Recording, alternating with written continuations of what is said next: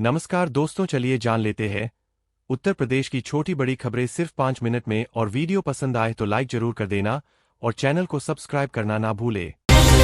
कानपुर और आसपास के जिलों में झर घोल रहा पानी, एनजीटी ने सख्त एक्शन प्लान मांगा।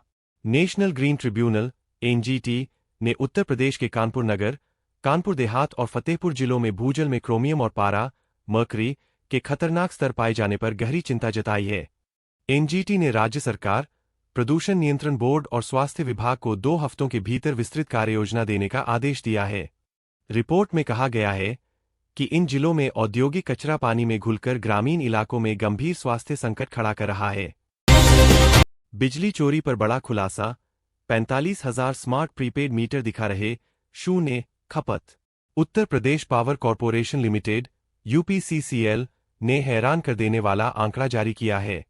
राज्य भर में लगाए गए 45,000 से अधिक स्मार्ट प्रीपेड मीटर ने पिछले 15 दिनों में 1 यूनिट भी खपत नहीं दिखाई। अधिकारियों को शक है कि मीटरों से छेड़छाड़ की गई है या बिजली चोरी के नए तरीके अपनाए जा रहे हैं। अब इन सभी मीटरों की जांच के आदेश दिए गए हैं।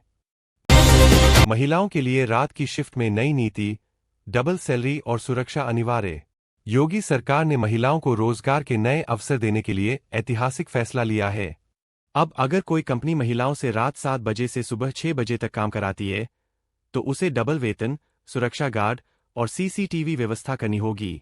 यह नियम पूरे राज्य में लागू होगा। सरकार का कहना है, महिला सशक्तिकरण सिर्फ भाषण नहीं, अब हकीकत बनेगा। कौशाम्बी में बौद्ध पर्यटन को मिलेगा नया आयाम, बनेगा विश्वस्तरीय थीम पार्क। कौशाम्बी में सरकार ने बौद्ध पर्यटन को बढ़ावा देने के लिए 11 हेक्टेयर भूमि पर थीम पार्क और सुविधाएं बनाने की योजना को मंजूरी दी है। इस परियोजना पर लगभग 22.93 करोड़ खर्च होंगे। यह पार्क भगवान बुद्ध के उपदेशों और जीवन से जुड़ी झलक पेश करेगा, जिससे अंतर्राष्ट्रीय पर्यटक आकर्षित होंगे और स्थानीय अर्थव्यवस्था को भी मजबूती मिलेगी। लखनऊ में एटीएस की छापेमारी, डॉक्टर के घर से बरामद हुए कई इलेक्ट्रॉनिक डिवाइस। लखनऊ में एटीएस, एंटी टेररिस्ट स्क्वाड और पुलिस की संयुक्त कार्रवाई में डीआर परवेज सईद अंसारी के घर से मोबाइल फोन, टैबलेट, लैपटॉप और हार्ड डिस्क सहित कई इलेक्ट्रॉनिक डिवाइस बरामद किए गए। सूत्रों के अनुसार यह बरामदगी एक बड़े साइबर नेटवर्क या संदिग्ध आतंकी लिंक की जांच से जुड़ी है।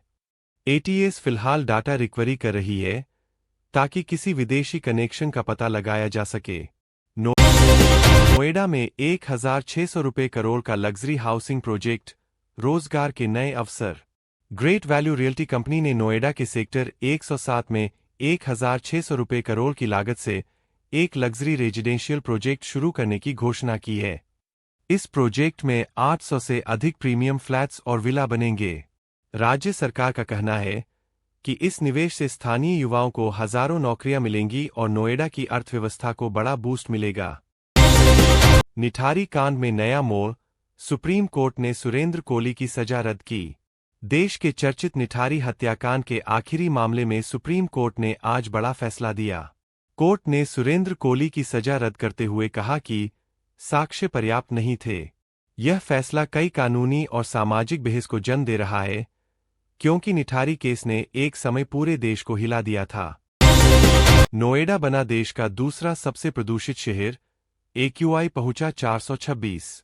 नोएडा में प्रदूषण का स्तर खतरनाक हो गया है। आज सुबह शहर का एक्यूआई 426 दर्ज किया गया, जो सीवियर श्रेणी में आता है। सरकार ने ग्रैप 3 नियम लागू कर दिए हैं। अब निर्माण कार्यों पर रोक और BS3 BS4 वाहनों की एंट्री पर प्रतिबंध रहेगा। लोगों को मास्क पहनने और सुबह शाम बाहर निकलने से बचने की सलाह दी गई है। वंदे मातरम पर विवाद, शिक्षक निलंबित।